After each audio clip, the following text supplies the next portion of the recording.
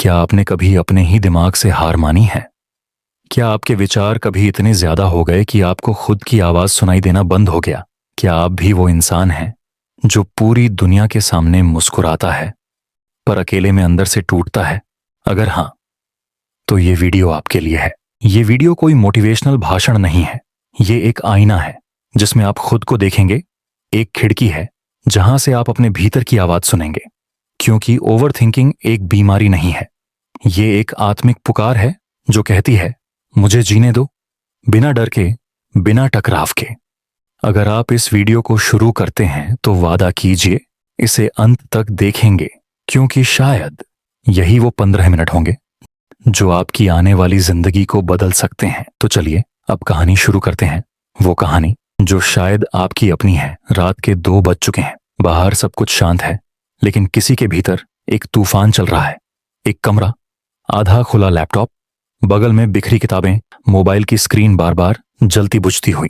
एक युवक करवटें बदल रहा है, नींद से नहीं बल्कि अपने ही विचारों से हार रहा है। अगर उस दिन मैंने वो बात कह दी होती तो, अगर मैंने दूसरा रास्ता चुना होता तो क्या मैं कभी सफल हो पाऊंगा?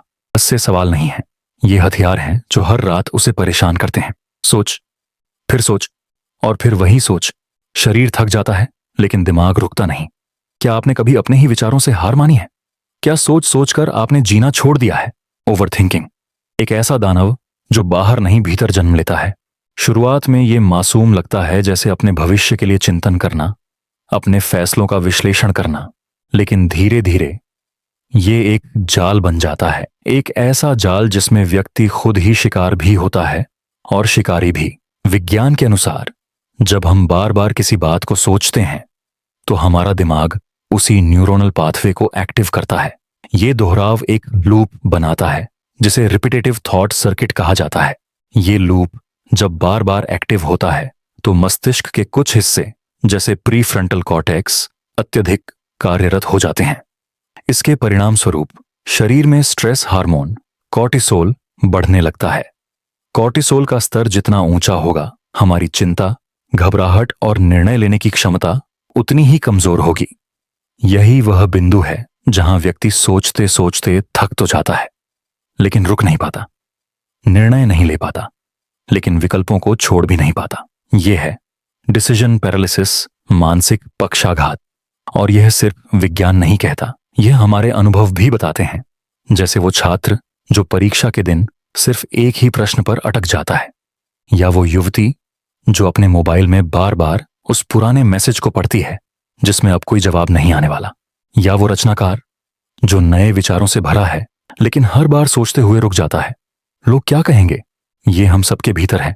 ओवर थिंकिंग कोई बीमारी नहीं है, ये एक मानसिक आदत है, एक ओवर ट्रेनिंग ऑफ थॉट। लेकिन सवाल है क्यों?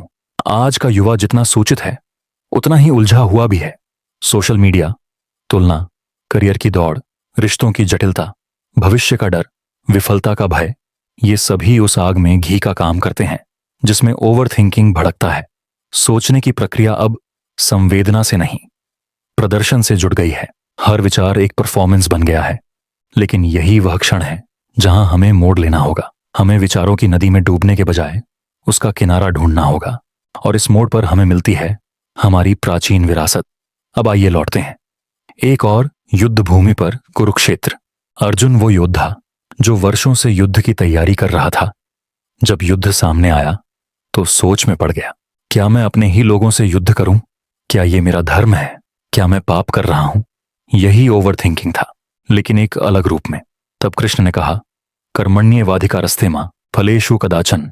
अर्थात तुम्हारा अधिकार सिर्फ कर्म पर है, परिणाम पर नहीं। तुम सोच सोचकर परिणामों को साध नहीं सकते, तुम बस अपने कर्तव्य को पूर्ण भाव से कर सकते हो। यह केवल आध्यात्मिक उपदेश नहीं था, यह ओवर थिंकिंग का उत्तर था। जब हम फल की चिंता में उलझते हैं तब हम कर्म से दूर हो जाते हैं, और जब कर्म रुकता है जीवन ठहर जाता है। आज का युवा भी अर्जुन की तरह द्वंद्व में है, करियर चुनने में, रिश्ते निभाने में, जीवन के अर्थ खोजने में। हर निर्णय के साथ 100 विचार जुड़ जाते हैं, और इन विचारों की गूंज में असली आवाज, हमारे आत्मा की आवाज कहीं खो जाती है। क्योंकि ओवर थिंकिंग का मूल यही है, परिणामों की चिंता। हम सब कुछ नियंत्रित करना चाहते हैं, हर उत्तर, हर प्रतिक्रिया, हर भविष्य। लेकिन क्या सच में यह संभव है? क्या हम अपनी सोच से आने वाले कल को पकड़ सकते हैं, या हम उस कल को खो देते हैं जो आज था? इसलिए इस यात्रा को हमें अब बाहर नहीं, भीतर ले जाना होगा। दिमाग से आत्मा की ओर, विज्ञान से चेतना की ओर। लेकिन कैसे?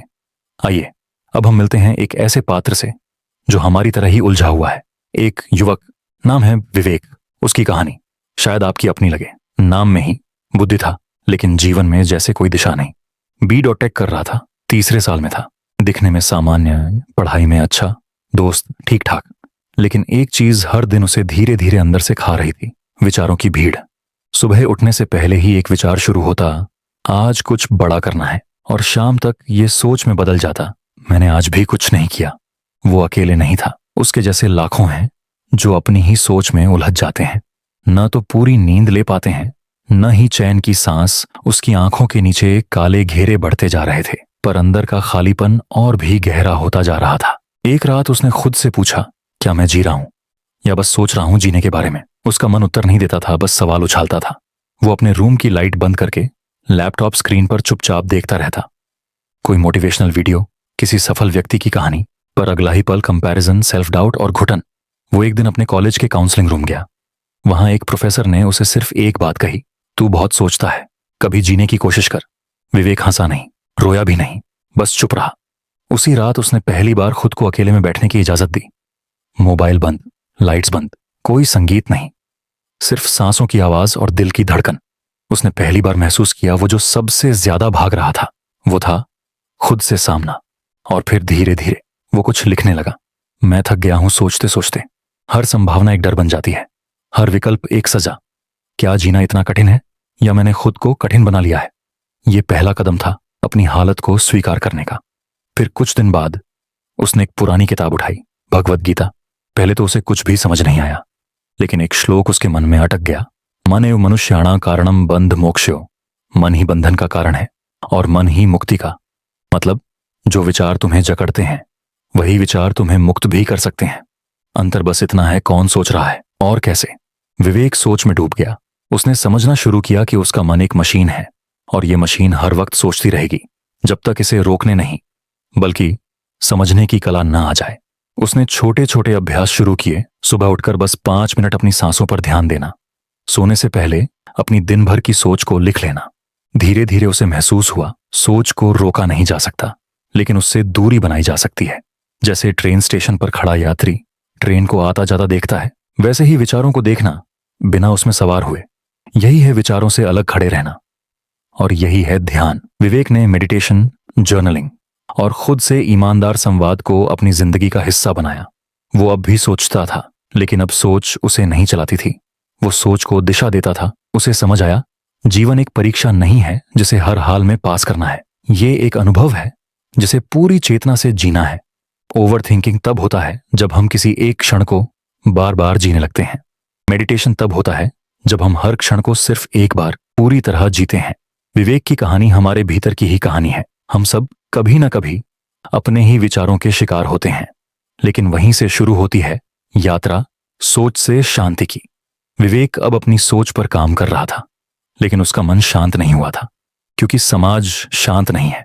हर दिन उसके फोन में सैकड़ों नोटिफिकेशन आते, ये स्किल सीखो वरना पीछे रह जाओगे, ये करियर बनाओ नहीं तो पछताओगे, उसने शादी कर ली, तुम अब भी अकेले हो।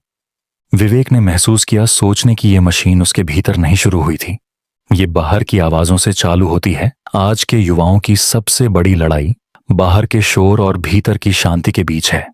कभी कॉलेज के नोट्स की चिंता, कभी माता पिता की अपेक्षाएं, कभी प्यार में अस्वीकृति, तो कभी इंस्टाग्राम पर सबकी परफेक्ट जिंदगी देखकर उपजा अपराध बोध।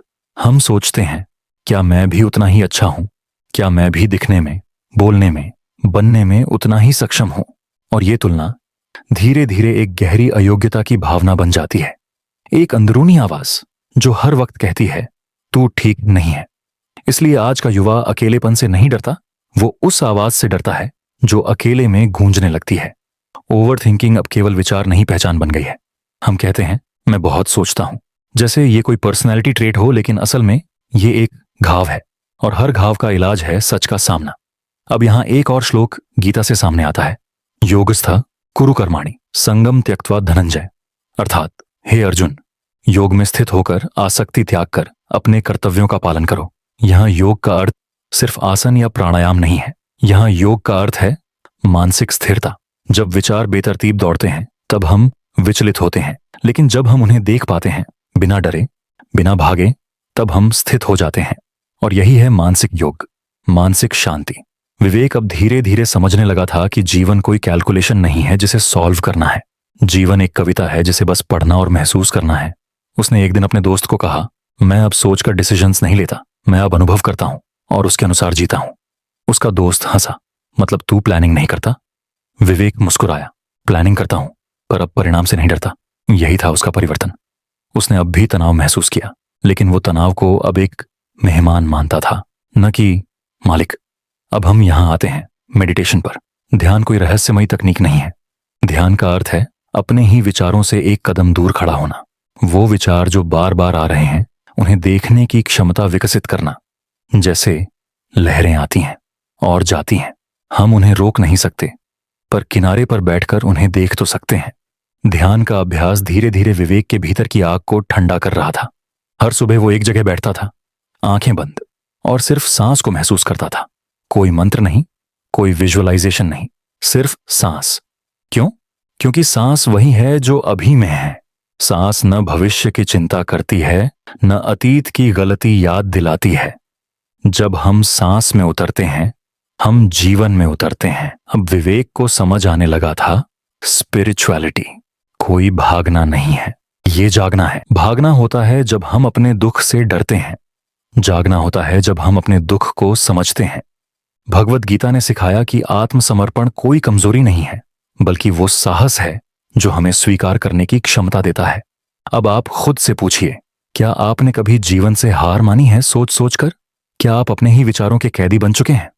तो सुनिए, आप ही अपने विचारों के रचयिता हैं और आप ही उनके पार जाने की चाबी भी हो। अब तक आप समझ चुके हैं कि ओवर थिंकिंग सिर्फ एक आदत नहीं है, ये एक संसार है जिसमें हम खो जाते हैं। पर क्या इस संसार से बाहर आने का कोई रास्ता है? उत्तर है हां, लेकिन वह रास्ता सोचने से नहीं, जीने से आता है। आप जो ये वीडियो देख रहे हैं, आपने भी शायद बहुत बार सोचा है, मैं बहुत सोचता हूं। लेकिन अब मैं आपसे एक सवाल पूछना चाहता हूं, क्या आप आज सिर्फ एक छोटा कदम उठा सकते हैं? 5 मिनट अपने मन से बात, 10 मिनट चुपचाप सांस को देखना, या बस एक पन्ना अपने आज के विचारों पर लिख देना। आपको खुद को बदलने की जरूरत नहीं है, आपको बस लौटने की जरूरत है। वो जीवन जो आपके सामने था लेकिन आप उसे सोचते रहे, जी नहीं पाए। अब वक्त है सोचना कम, जीना शुरू करने का। इस यात्रा में आपने सिर्फ मेरी आवाज नहीं सुनी, आपने अपनी ही आत्मा की गूंज सुनी है। शायद आप अभी भी उसी कमरे में बैठे हैं जहां आप पहले उलझन में थे। शायद वो मोबाइल अब भी पास है, लैपटॉप की स्क्रीन अब भी खुली है, लेकिन अब आपकी दृष्टि बदल चुकी है, क्योंकि आप जान चुके हैं कि समस्या बाहर नहीं थी, जाल बाहर नहीं था। वो विचार, वो डर, वो शंका सब भीतर से उठे थे और अब वहीं से शांत होंगे। ओवर थिंकिंग कोई शाप नहीं था, यह सिर्फ एक संकेत था कि आप अपने जीवन के मुख्य किरदार से मुलाकात नहीं कर पा रहे थे। अब आइए थोड़ी देर अपनी आंखें बंद करें, गहरी सांस लें और एक प्रश्न खुद से पूछें, अगर आज मैं कुछ भी सोच नहीं पाता तो क्या मैं रह पाऊंगा? और आप पाएंगे हां, आप रह सकते हैं, क्योंकि आपकी उपस्थिति, आपका अस्तित्व विचारों से कहीं अधिक विशाल है। मैं हूं, इससे ज्यादा पूर्ण कोई अनुभव नहीं। यही आत्मा है, यही मौन है, यही कृष्ण का संकेत है। अर्जुन, जब तुम्हारा मन तुम्हारे वश में आ जाए तभी तुम सच्चे अर्थों में जीते हो। आपने आज बहुत कुछ सुना, पर अब मैं चाहता हूं कि आप कुछ देर कुछ ना करें, ना कोई प्लान बनाइए, ना ही खुद को बदलने की कोशिश। बस एक भीतर की मुस्कान दीजिए, जैसे कोई पुराना दोस्त वर्षों बाद मिला हो। और वो दोस्त और कोई नहीं, आप खुद हो। आपके भीतर एक मासूम बच्चा है जो सोच सोच कर थक चुका है। उसे अब खेलने दो, उसे अब जीने दो। जिंदगी कोई गणित नहीं है, ये एक गीत है, और गीत गाया जाता है हर पल, हर सुर में, हर झंकार में। जीवन आपको बुला रहा है, ये सब कह रहे हैं बस अब जी लो। तो अब मैं आपको एक अंतिम निमंत्रण देना चाहता हूं। आज रात जब आप सोने जाएं, सिर्फ एक काम कीजिए, अपना हाथ अपने दिल पर रखिए, आंखें बंद कीजिए और कहिए, मैं अब सोचकर थक गया हूं, अब मैं जीना चाहता हूं पूर्ण रूप से, हर क्षण, हर सांस में। और बस उस मौन में उतर जाइए। कोई श्लोक याद रखने की जरूरत नहीं, कोई किताब पढ़ने की जरूरत नहीं, कोई गाइड, कोई गुरु नहीं। बस अपने अंदर के कृष्ण को सुनिए। वो कहता है, तुम हो, यही पर्याप्त है।